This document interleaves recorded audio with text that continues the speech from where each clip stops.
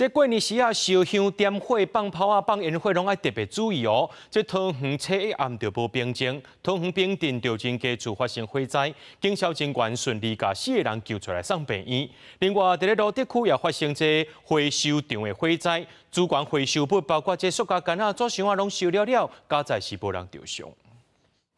加开铁门，消防人员入去救灾。桃园平镇区合作街一个4层楼的徛街，初一暗时10点外传出火警，现场清出阵阵的乌烟，有4个人受困，好在全部顺利拢救出来送医，其中2个人是有风险送医。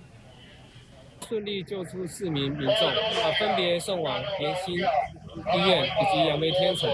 那详细的起火原因呢，后续由火灾调查科做后续的调查。消防局表示，发生火灾徛街起火点伫1楼，现场家具甲民生用品烧了，人少面积25平方公尺，财务损失甲详细导火原因爱搁调查。大过年大细火灾受较济，消防员是真拼命。毋是平镇罗德区也发生回收厂大火。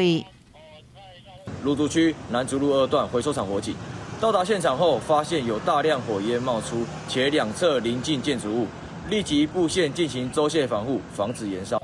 这伫南德路南坎溪边的私人资源回收场，毋知什么原因导火烧起来，火势是真猛。